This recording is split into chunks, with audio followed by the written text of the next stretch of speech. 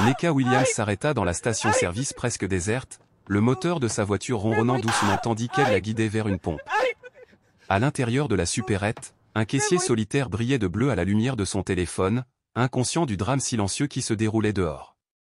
Deux autres voitures étaient garées, leurs occupants endormis ou occupés à naviguer sur leurs appareils. Pour n'importe qui d'autre, ce n'était qu'une banale halte nocturne. Mais l'instinct de Neka, aiguisé par des années passées au sein des services secrets américains, lui disait le contraire. Elle sortit en sweat à capuche et jean, décontractée mais alerte. Ses mouvements étaient réfléchis, chaque pas mesuré. Alors qu'elle commençait à faire le plein, elle sentit un poids s'abattre sur elle, un regard inimitable. Dans sa vision périphérique, elle le vit, l'agent Paul Riley dans sa voiture de patrouille, le fixant.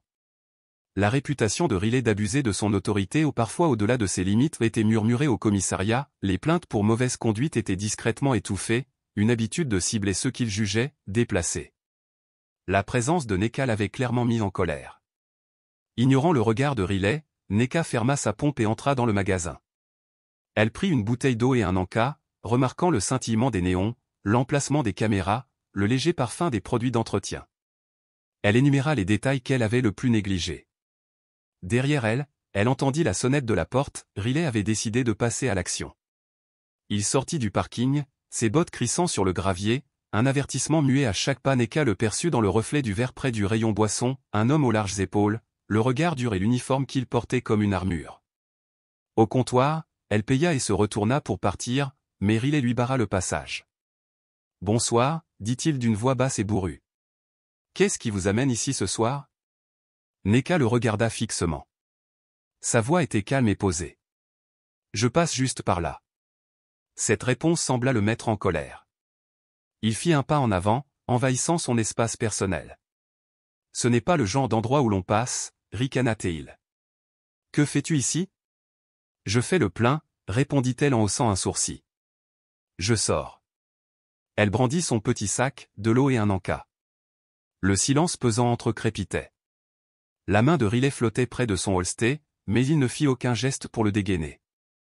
Il voulait la soumission, une reconnaissance de sa place. Mais Neka ne broncha pas. Son calme immuable était un défi silencieux, elle ne se laisserait pas intimider. L'espace d'un instant, Riley hésita où son regard ne trahissait aucune peur, seulement une appréciation silencieuse qui le déstabilisait.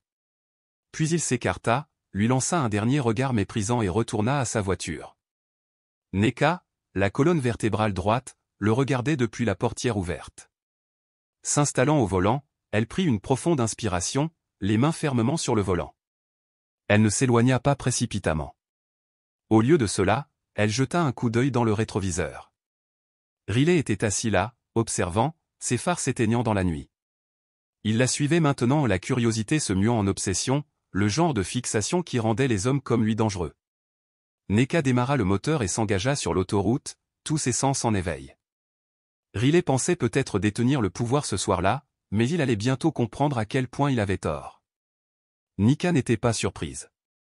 Le regard noir de Riley vers la station avait déjà révélé son caractère, quelqu'un qui s'épanouit dans le contrôle et l'intimidation. Le fait qu'elle n'ait pas bronché sous son regard scrutateur avait dû blesser son ego. Cela seul avait suffi à déclencher cette poursuite gratuite. La longue portion d'autoroute s'étendait devant elle, tel un ruban sombre à travers la campagne désolée. Neka garda une vitesse constante, ni trop rapide ni trop lente, ne laissant à Riley aucune raison valable de l'arrêter. Ses mains agrippèrent légèrement le volant, son regard oscillant entre la route et son rétroviseur. Elle avait déjà été confrontée à ce genre de menaces, des hommes qui la sous-estimaient, ignorant sa formation et le poids de son autorité. L'espace d'un instant, elle envisagea ses options.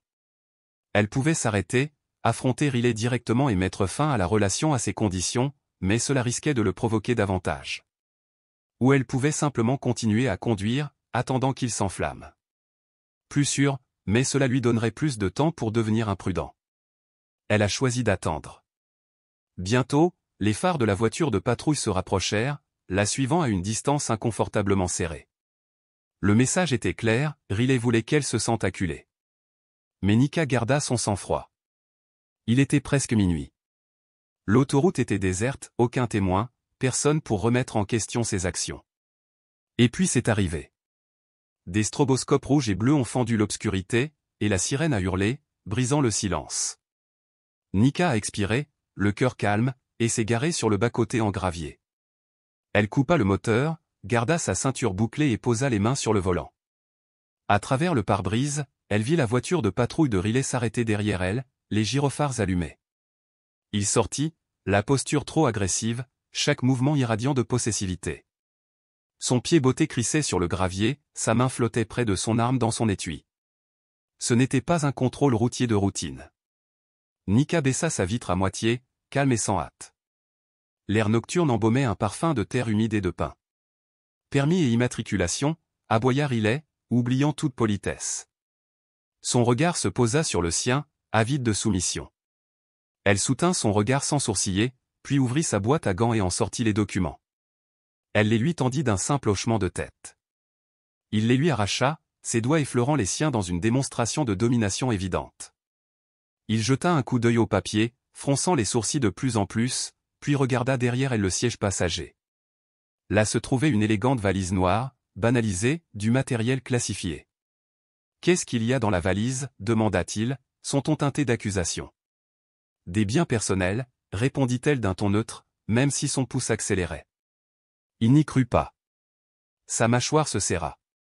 Il fit un pas en avant, la main se dirigeant vers son étui. « Sortez du véhicule » ordonna-t-il.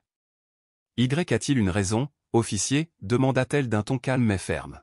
« Pas de défi. Juste de l'autorité. » Il ricana. « Je t'ai dit de sortir. Maintenant. » Nika pesa le pour et le contre, mais ne vit que du danger dans un retard supplémentaire.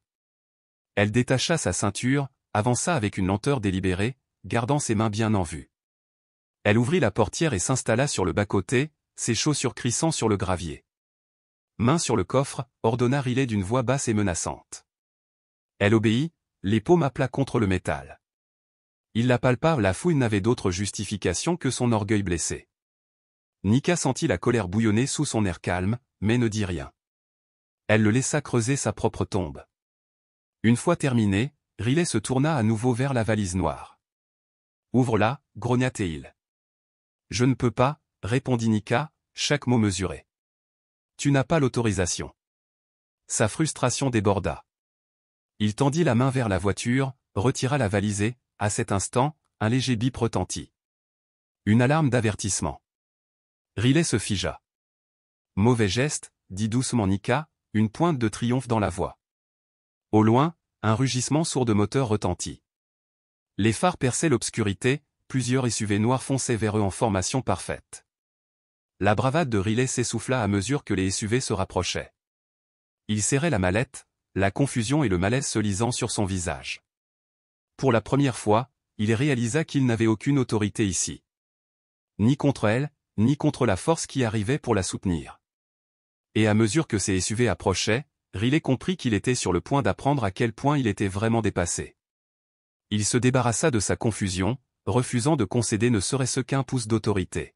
« Reste où tu es, Riley » aboya-t-il à Nika, pointant un doigt vers elle dans une tentative désespérée de reprendre le contrôle. Nika ne broncha pas. Son regard resta fixé sur lui, calme et imperturbable, un spectacle qui ne fit que l'exaspérer davantage. Les phares percèrent l'obscurité tandis que 4 SUV s'arrêtaient brusquement, encerclant la voiture de patrouille et le véhicule de Nika. Les moteurs grondaient de façon inquiétante. Les portes s'ouvrirent à l'unisson. Plusieurs silhouettes en tenue tactique noire purent sortir, leurs mouvements synchronisés, professionnels. Ce n'étaient pas des policiers locaux. Leur présence dégageait une autorité froide et une compétence que Riley n'avait jamais vue. « Qu'est-ce que c'est que ce bordel » demanda-t-il, la main se dirigeant vers son étui. Un homme grand et large d'épaules, portant des lunettes noires, s'avança. Il ne portait aucune arme visible, seulement une petite oreillette, laissant entrevoir des connexions secrètes. « Officier Paul Riley » demanda l'homme d'une voix basse et posée. Riley se raidit. « Oui. C'est moi. Qui êtes-vous, et pourquoi interrompez-vous une enquête en cours ?» L'homme ne répondit pas. Il pencha légèrement la tête, comme s'il écoutait un murmure dans l'écouteur. Puis il reprit la parole. « Éloignez-vous de l'affaire. Ce sont des preuves. »« J'ai juridiction ici » rétorqua Riley, la confusion mêlée de défiance dans la voix. L'homme a mis la main dans sa veste et en a sorti un badge, arborant le sceau des services secrets américains. Les yeux de Riley s'écarquillèrent. Les services secrets? Quel est le rapport? L'agent se tourna vers Nika. Agent Williams, vous allez bien? Nika hocha la tête d'un seul geste mesuré. Je vais bien, merci. Riley se hérissa. Alors pourquoi est-elle là? Qu'est-ce qu'il y a dans cette valise? L'homme en noir fit de nouveau face à Riley. L'agent Williams agit conformément à une directive fédérale classifiée. Cette affaire contient des informations sensibles liées à la sécurité nationale. Votre ingérence a été notée, agent Riley. Vous avez maintenant l'ordre de vous retirer. Le silence s'installa sur le groupe. Riley voulait riposter, prouver son autorité, mais quelque chose dans le ton mesuré de l'agent et l'accord silencieux des officiers derrière lui le fit hésiter. C'est ma juridiction, dit-il enfin, la voix tremblante. J'ai le droit d'enquêter sur toute activité suspecte. Vous êtes sur le point d'entraver une opération fédérale, répondit l'homme d'un ton neutre. Ceci est votre dernier avertissement. Reposez-vous. Riley resserra son emprise sur l'affaire. La rage et la peur le tenaillaient. Il souleva la mallette comme pour les défier. Vous pensez pouvoir entrer ici et me dire quoi faire? C'est ma ville, c'est mes règles, vous ne me faites pas peur. L'agent avança lentement, réduisant la distance qui les séparait. Sa voix était presque un murmure, mais elle était si pesante qu'elle fit vaciller la bravade de Riley. Vous n'avez aucune idée de ce à quoi vous avez affaire. Ce n'est pas un jeu, agent Riley. Avant que Riley puisse répondre, Nika se sépara du cercle de phare. Elle s'approcha de lui, son calme et son autorité tranchant la tension. La prochaine fois que vous verrez quelqu'un qui ne correspond pas à votre définition étroite de l'appartenance, dit-elle doucement, souvenez-vous de ce moment, à quel point vos suppositions peuvent vous abattre. Riley ouvrit la bouche pour répondre, mais aucun mot ne sortit. Autour de lui, les agents se faisaient signe. L'un d'eux récupéra la mallette et la gara dans un SUV. Nika monta dans le véhicule de tête et lança un dernier regard impénétrable à Riley. Les moteurs vrombirent et le convoi disparut dans la nuit. Resté seul dans la lumière stroboscopique rouge et bleue, Riley se tenait sur la route déserte. Les phares de sa voiture de patrouille clignotaient de manière erratique, reflétant le trouble qui régnait dans son esprit. Il aurait voulu appeler des renforts par radio, expliquer qu'il avait été mis à l'écart par des agents des services secrets, mais comment l'admettre? Ni à ses collègues, ni à ses supérieurs. Il se tenait simplement là, la poitrine serrée par l'humiliation, forcé d'affronter les limites de son pouvoir pour la première fois de sa carrière. Il serra les poings et fixa la route déserte devant lui, revoyant chaque instant de la confrontation.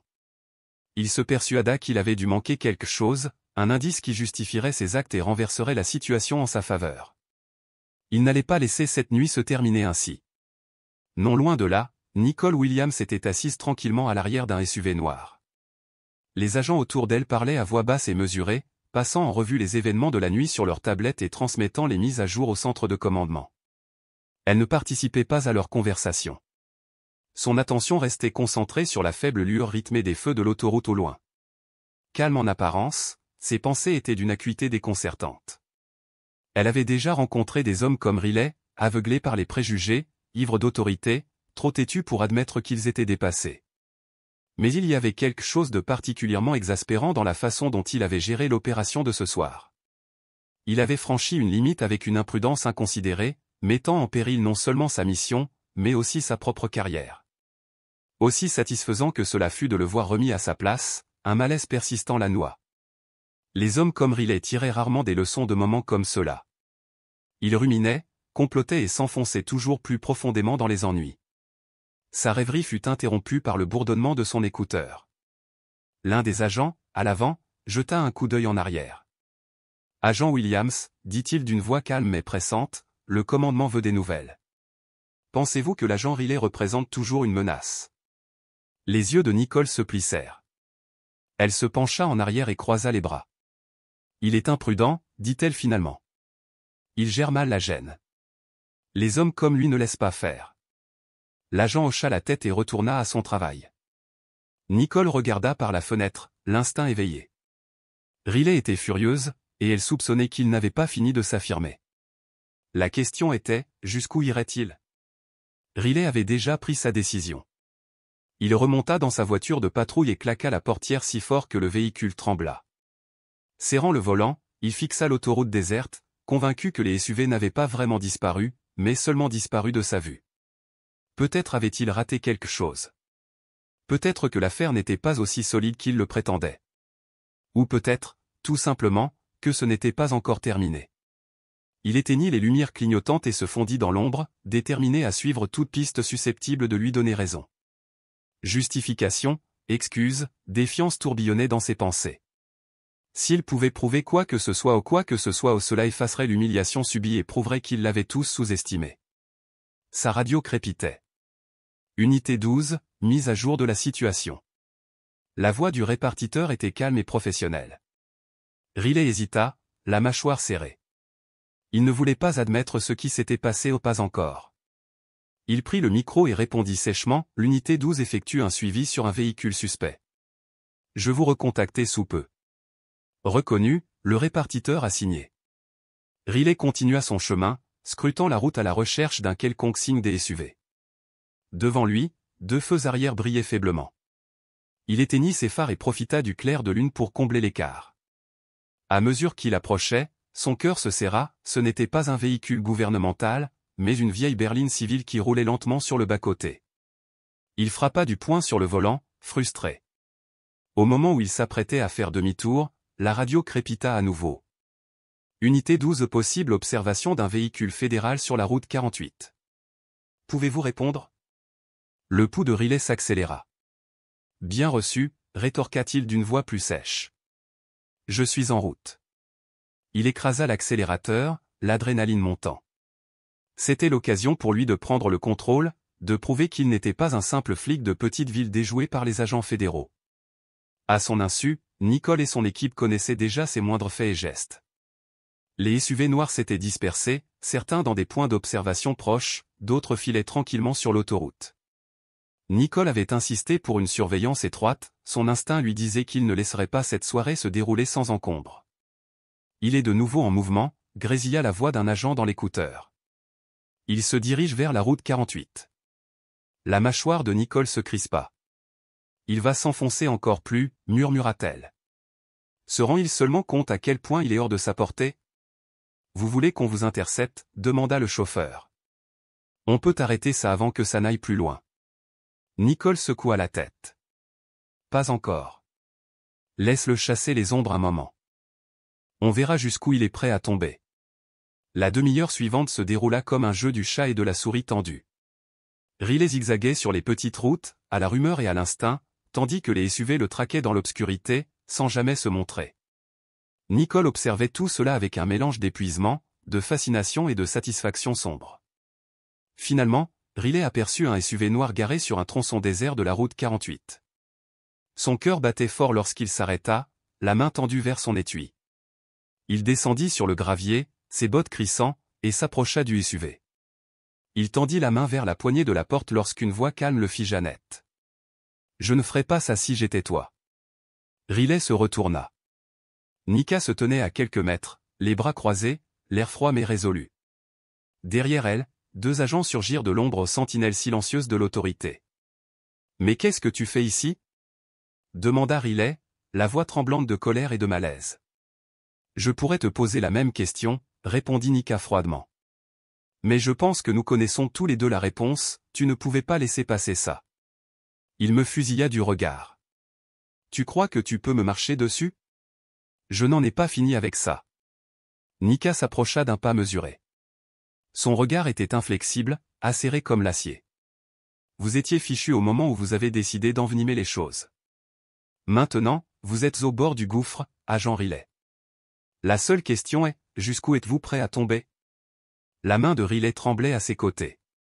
Finalement, il relâcha son étui.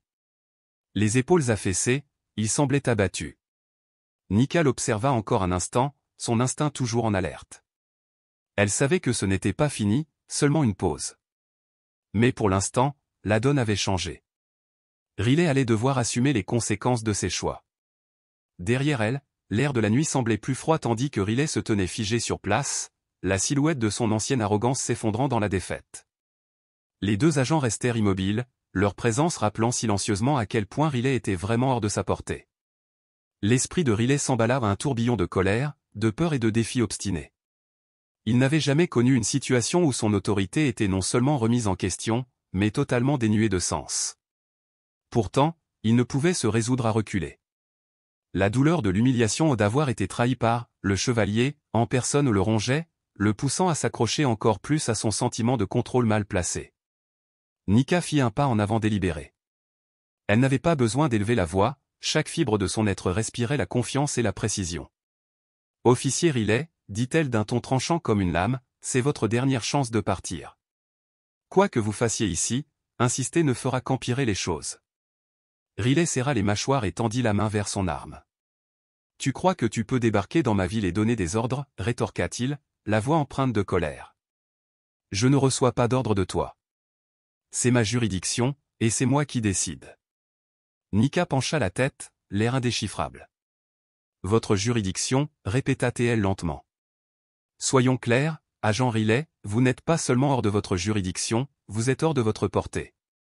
Et si vous ne vous en rendez pas compte rapidement, cela va vous coûter cher. » L'impact de ces paroles le frappa plus fort qu'il ne voulait l'admettre. Son orgueil se hérissa à l'idée d'être déjoué par quelqu'un qu'il considérait encore comme un étranger. Il fit un pas en avant, tentant de retrouver un semblant d'autorité, mais les agents derrière Nika changèrent de position, leur force silencieuse constituant un véritable obstacle.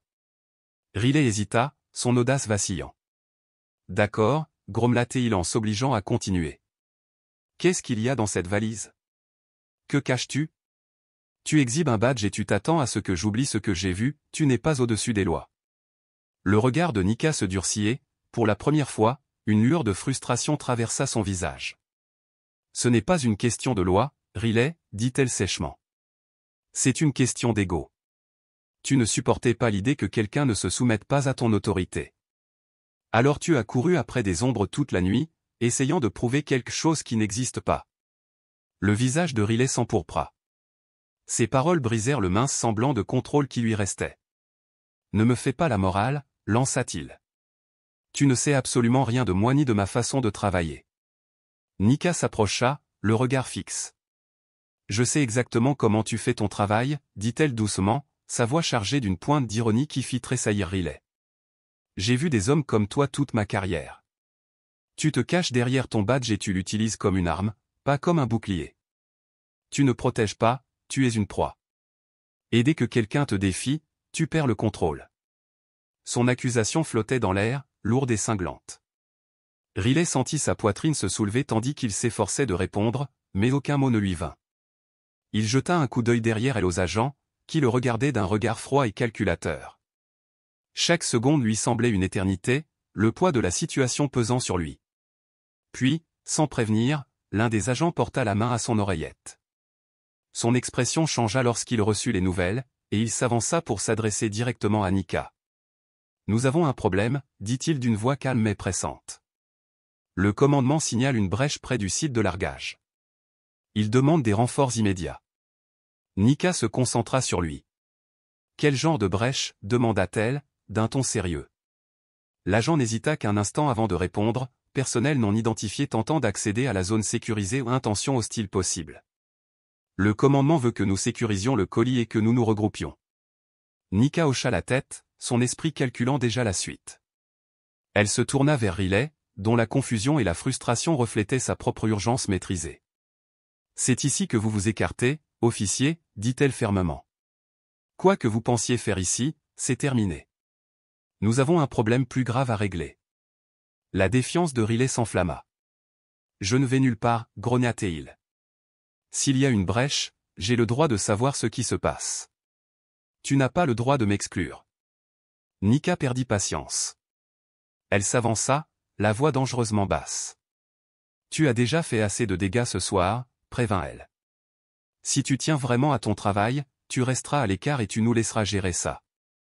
Sinon, tu ne feras qu'empirer les choses pour tout le monde. » Avant que Riley puisse répondre, le rugissement lointain des moteurs résonna dans la nuit. Tous se tournèrent vers l'horizon, où un faisceau de lumière brillait dans l'obscurité. Nika se raidit, et les agents se mirent en formation, les mains près des armes dissimulées. Quoi qu'il en soit, ce n'était pas prévu. Quelques instants plus tard, 3 véhicules apparurent dans un crissement de pneus, des camions civils, renforcés par des châssis robustes et des vitres teintées. Ils filaient à toute allure sur la route, soulevant de la poussière à leur approche. Nika échangea un rapide coup d'œil avec l'agent principal. Il ne s'agissait pas d'une simple intrusion, mais d'une action coordonnée. Le camion de tête s'arrêta brusquement à quelques pas, son moteur grondant toujours. Un silence pesant s'installa. Puis les portes s'ouvrirent et plusieurs silhouettes en sortirent, vêtues de noir, le visage à moitié caché par des foulards et des casquettes. Elles se déplaçaient avec une efficacité approximative, non pas la précision de professionnels expérimentés, mais l'assurance redoutable de ceux qui en savaient assez pour être dangereux. Instinctivement, Riley porta la main à son étui. Ses yeux s'écarquillèrent. « Mais qui sont ces gens » murmura-t-il. Nika ne répondit pas. Toute son attention était concentrée sur les nouveaux arrivants, son esprit s'interrogeant sur les risques et les conséquences possibles. Une silhouette s'avança à un homme grand et imposant. Il ne portait aucune arme visible, mais la soumission des autres montrait clairement qu'il était aux commandes. « Bonsoir » cria l'homme d'une voix calme mais teintée de menace. « On dirait qu'on a une petite réunion ici. » Nika s'avança, se plaçant entre les agents et Riley. « Vous n'êtes pas censé être ici » dit-elle d'une voix ferme mais posée. « Faites demi-tour et partez, avant que ça n'aille plus loin. » L'homme ricana, d'un ton bas et sans humour. « Mais pourquoi ferions-nous ça » demanda-t-il. « On a des affaires à faire ici, comme vous. »« Ce ne sont pas tes affaires » répondit sèchement Nika. « Va-t'en maintenant. » Le visage de l'homme s'assombrit. Il fit un autre pas en avant, d'un air pensif. « Voyez-vous, dit-il en désignant d'un signe de tête la mallette que Nika avait tant protégée, ce colis que vous gardez, il a une grande valeur pour les bonnes personnes. Et nous sommes là pour le récupérer. » Riley sentit cette prise de conscience le frapper comme un coup de poing dans le ventre. Ce n'était pas une opération fédérale de routine. C'était quelque chose de bien plus dangereux. Il jeta un coup d'œil à Nika, dont l'attention était constante, et pour la première fois, il ressentit une lueur de doute quant à ses propres actions. Peut-être avait-il sous-estimé la gravité de la situation. Peut-être s'était-il trompé depuis le début. L'affrontement se prolongeait, l'air nocturne crépitant de tension. Nika réfléchissait à toute vitesse, évaluant chaque possibilité. Une confrontation était inévitable, mais il ne pouvait pas se permettre de perdre le contrôle. « Tu ne sais pas à quoi tu as affaire » dit-elle doucement, ses mots visant autant Riley que les intrus. « Mais si tu fais une erreur, tu le regretteras. » Le chef eut un sourire narquois, la confiance inébranlable. « C'est drôle » répondit-il, « j'allais dire la même chose. » Et avec cela, la paix fragile s'est brisée. Nika fit signe à son équipage, et ils commencèrent à se déployer, leurs mouvements délibérés et menaçants. Sa mâchoire se serra et elle jeta un coup d'œil aux agents. « Préparez-vous » dit-elle à voix basse. « Ça va être compliqué. » Alors que la première silhouette cherchait quelque chose dans sa veste, la nuit explosa dans le chaos. Le silence se brisa en un instant. Un éclat métallique illumina le clair de lune au moment même où Nika criait. « Mettez-vous à couvert !» Sa voix était aiguë, autoritaire, tranchant à travers le tumulte. L'intrus leva son arme et un coup de feu retentit, la détonation résonnant dans le silence. Un éclair de feu illumina l'obscurité. L'espace d'une fraction de seconde, les agents des services secrets réagirent avec la précision d'une machine bien huilée, ils dégainèrent leurs armes et se mirent promptement en position défensive. Nika plongea derrière le SUV le plus proche, le dos appuyé contre le métal froid tandis qu'elle évaluait la situation. Riley, complètement pris au dépourvu, se figea. Il chercha son étui à tâtons, essayant de comprendre ce qui se passait. Sa bravade s'évapora en un instant, remplacée par la brutale prise de conscience qu'il n'était absolument pas préparé à une telle situation. Les intrus se sont dispersés, leurs mouvements chaotiques mais agressifs. Ils ont tiré sporadiquement, les balles ricochaient sur les SUV, projetant des étincelles dans les airs. Les agents ont riposté avec une précision calculée, cherchant à neutraliser plutôt qu'à tuer eux-mêmes si l'escalade de la violence laissait penser que la retenue pourrait ne plus durer très longtemps. « Couche-toi. Tu es un vrai problème à rester là » aboya Nika, sa voix tranchant la cacophonie et poussant Riley à agir. Il recula en titubant, dégainant enfin son arme. Accroupi derrière sa voiture de patrouille, sa prise tremblait, le cœur battant et l'adrénaline en pleine montée. Ce n'était pas un contrôle routier ni une altercation de routine, c'était un champ de bataille, et il était complètement dépaysé. Nika, quant à elle, était dans son élément. Elle jeta un coup d'œil par-dessus le coin du SUV et identifia rapidement la position des intrus. 2 sur le flanc gauche, 1 sur la crête, un autre se dirigeant vers le périmètre. « Contenez-les », annonça TL calmement dans son oreillette. « On ne peut pas les laisser accéder à la mallette. » Le chef des intrus, un homme de grande taille dont la présence irradiait la menace, hurlait des ordres par-dessus les coups de feu. « En avant. Cette affaire est à nous. » Il se faufilait avec une agilité surprenante entre les points de couverture, avançant sans relâche vers les SUV. Nika savait qu'elle ne pouvait pas le laisser s'approcher davantage. Elle changea de position, se rapprochant rapidement et bas pour le contourner. Alors qu'elle se rapprochait, leurs regards se croisèrent. Dans son regard, il y eut une lueur de reconnaissance, la confirmation qu'elle n'était pas un agent ordinaire, mais l'obstacle qu'il n'avait pas anticipé. Il leva son arme. Nika fut plus rapide. Un seul coup de feu bien placé de son arme de poing atteignit sa main, son arme s'écrasa au sol. « Retraite » cria Nika d'une voix autoritaire. « C'est fini. Tu n'auras pas ce pourquoi tu es venu. » Il grogna de frustration, ses mains tremblant comme s'il envisageait une autre arme, mais avant qu'il ne puisse agir, un agent s'avança sur le côté, le désarmant et le forçant à se mettre au sol. Les autres intrus, voyant leur chef maîtrisé, hésitèrent pour la première fois. Leurs mouvements s'essoufflèrent. « Lâchez vos armes » ordonna Nika en s'avançant, son arme pointée sur l'assaillant le plus proche. Son ton était tranchant, et la présence écrasante des agents ne laissa pas le choix aux intrus restants. Un par un, ils baissèrent leurs armes et levèrent les mains en signe de reddition. La tension persistait dans l'air, l'adrénaline coulait toujours dans les veines de chacun, tandis que les coups de feu cessaient et que le silence revenait lentement. Nika n'a pas baissé son arme immédiatement. Elle l'a gardée pointée sur les intrus pendant que les agents intervenaient pour les sécuriser. Les menottes ont cliqué, les armes ont été confisquées et la scène a été maîtrisée. Riley, toujours accroupi derrière sa voiture de patrouille, trouva enfin le courage de se lever. Ses jambes tremblaient et ses mains tremblaient tandis qu'il rengainait son arme. Il jeta un coup d'œil autour de lui, l'esprit bouleversé. La fierté dont il avait fait l'étalage quelques heures plus tôt lui semblait désormais un lointain souvenir, remplacé par un profond sentiment d'incompétence.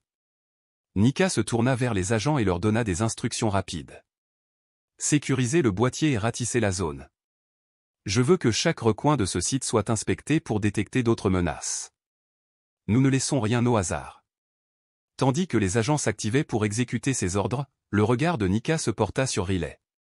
Il se tenait maladroitement près de sa voiture de patrouille, comme quelqu'un qui aurait été largué en terre étrangère sans carte.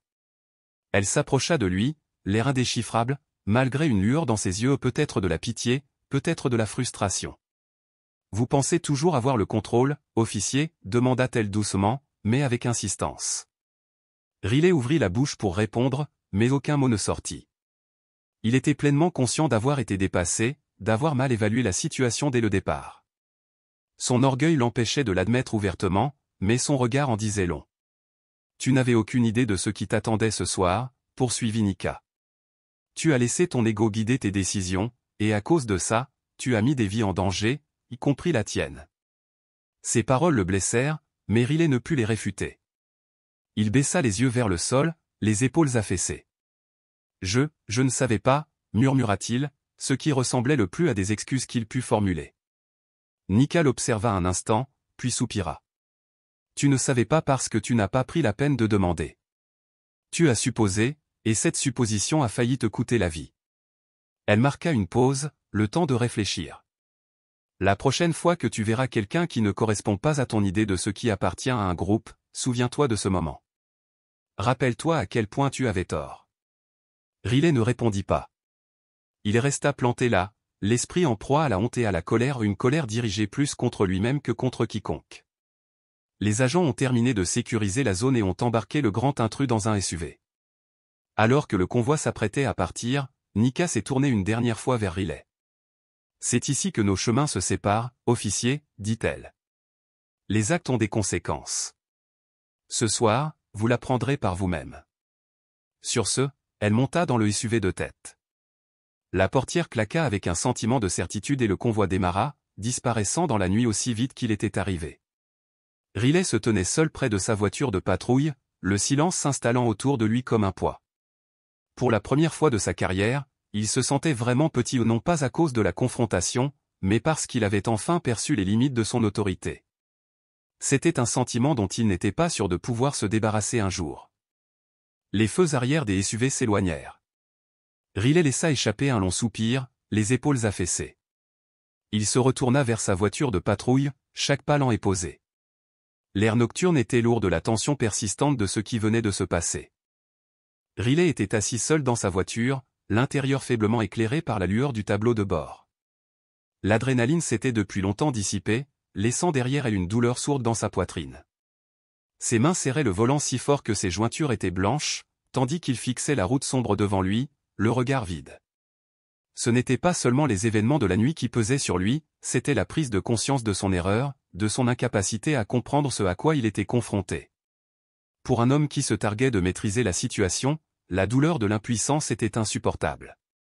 Il a rejoué chaque moment avec des détails saisissants, la présence calme et autoritaire de Nika, la précision de ses actions, la façon dont elle a démantelé son autorité sans jamais élever la voix, le professionnalisme des agents opérant à un niveau qu'il pouvait à peine comprendre, les intrus qui l'ont entraîné dans une situation qu'il pensait contrôler.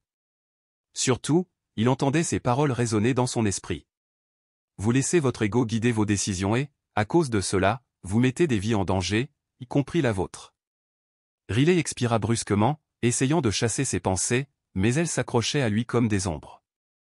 Il aurait voulu accuser quelqu'un d'autre, se décharger de sa culpabilité, mais au fond, il connaissait la vérité. Il était seul sur cette route sombre, les conséquences de ses suppositions le poussant vers un avenir incertain. Il connaissait la vérité, Nneka ne l'avait pas piégé, il se l'était infligé à lui-même. Chaque décision, chaque supposition avait mené à ce moment, et maintenant, il en affrontait seul les conséquences. Le crépitement de sa radio le tira de ses pensées. Unité 12, rapport d'état, dit le répartiteur d'une voix calme et professionnelle. La main de Riley planait au-dessus du combiné. Que pouvait-il dire? Comment expliquer sans révéler ses propres erreurs? Il appuya sur le bouton et, plus calme qu'il ne l'était, répondit, Unité 12, tout est clair. Un mensonge amer sur sa langue. Le répartiteur l'accusa réception et la radio se tut à nouveau.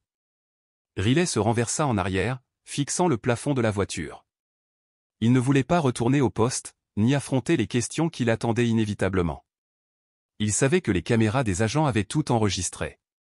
Ce n'était qu'une question de temps avant que les images ne parviennent aux bonnes mains. Ses supérieurs les verraient. Ses collègues en entendraient parler.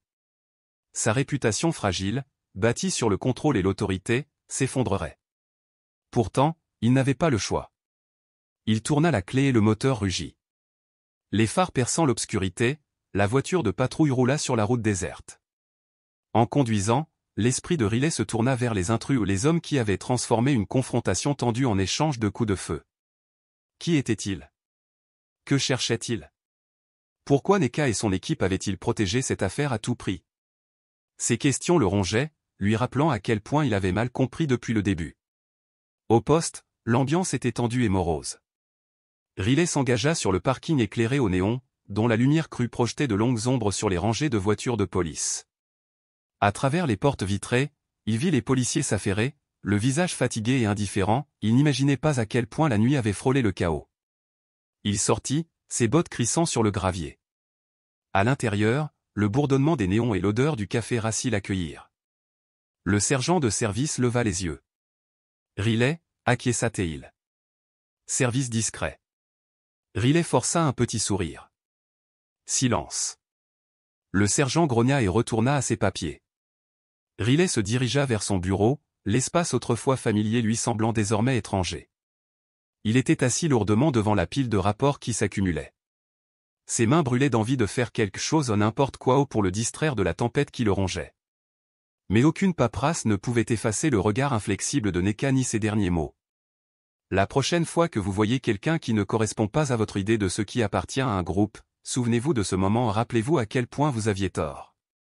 Au fil des heures, Riley repassait ses paroles, décortiquant chaque syllabe à la recherche d'une faille. Mais plus il réfléchissait, plus il réalisait qu'elle avait raison. Il s'était laissé guider par ses suppositions.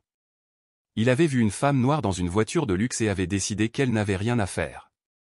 Aveuglé par son besoin de contrôle, il l'avait non seulement mise en danger, mais aussi compromis une opération qui le dépassait de loin. Le pâle soleil matinal filtrait à l'horizon, filtrant à travers les fenêtres de la station. Riley était affalé à son bureau, l'épuisement pesant, mais son esprit continuait de s'agiter. Les conséquences de la nuit dernière ne faisaient que commencer. Les images seraient visionnées. Des questions seraient posées ou des questions auxquelles il ne pourrait répondre sans admettre ses erreurs. Pour la première fois de sa carrière, le doute envahit l'esprit de Riley. Qui était-il vraiment? Un protecteur de la loi, ou un homme exerçant son pouvoir pour masquer ses propres insécurités? Autour de lui, le poste s'anima. Les agents arrivèrent pour le quart de jour, ignorant tout du trouble intérieur de Riley. Il se leva, la détermination l'enveloppant comme une armure. Il ne pouvait plus faire comme si de rien n'était. Il ne vivrait pas dans l'ombre de son arrogance. Riley marchait d'un pas lourd et posé vers le bureau du chef. La porte était légèrement entr'ouverte, et à travers elle, il aperçut son chef sirotant un café en lisant son rapport. Riley marqua une pause, la main posée sur l'encadrement. Prenant une profonde inspiration, il frappa et entra. « Chef », dit-il d'une voix ferme malgré la tempête dans sa poitrine, « nous devons parler. » Le chef leva les yeux, curieux mais méfiant. « Qu'est-ce qui te préoccupe, Riley ?» Riley referma la porte derrière lui, la poitrine serrée, prêt à parler. Il ignorait où cette conversation allait le mener, ni quelles en seraient les conséquences. Mais pour la première fois depuis longtemps, il avait le sentiment de faire un pas vers quelque chose de réel, d'honnête. Et pour l'instant, c'était suffisant.